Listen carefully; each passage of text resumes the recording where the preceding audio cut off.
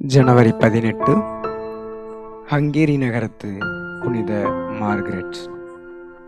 புனித மார்கரெட் 1242 ஆண்டு ஜனவரி மாதம் 27ஆம் நாளன்று ஹங்கேரியில் பிறந்தார். இவர் ஒரு அரச குடும்பத்தை சார்ந்தவர். இவரது தந்தை அரசர் 4ஆம் பெல்லா, தாய் மரிய லஸ்கரினா. இவர் சிறு வயதாக இருந்த பொழுது மங்கோலியர்கள் ஹங்கேரி நாட்டின் மீது போர் தொடுத்தனர். தான் இப்போரில் வெற்றி கொண்டால் தனது மகளை இறைவனுக்கு அர்ப்பணிப்பதாக அரசர் பெல்லா முடிவெடுத்தார். அதன்படி மங்கோலியர்களை வீழ்த்தி ஹங்கேரி இப்போரில் வெற்றி கொண்டது. எனவே தனது 3 வயது குழந்தையை டொமினிக்கன் கன்னியர்கள் துறவு மடத்தில் அரசர் சேர்த்தார். காலங்கள் கடந்து செல்லவே சில ஆண்டுகளுக்கு பிறகு அவர் மற்றொரு தீவிற்கு மாற்றப்பட்டார். இவர் இளமையான பொழுது ஒஹிமியா நாட்டு இளவரசன் ஒட்டாகோர் இவரை மணந்து கொள்ள விரும்பினார்.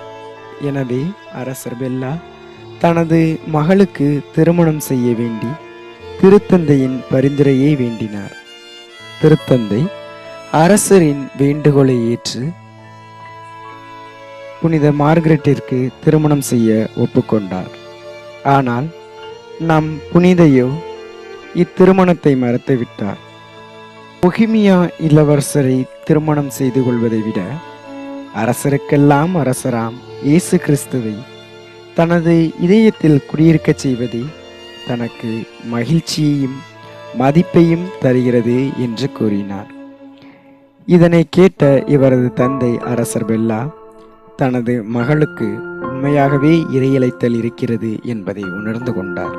அவர் தனது துறவற வாழ்வில் கடுமையான தவ வாழ்க்கையை மேற்கொண்டார். நற்கருணை ஆண்டவர் முன்பு நேரங்களை செலவிடுவது,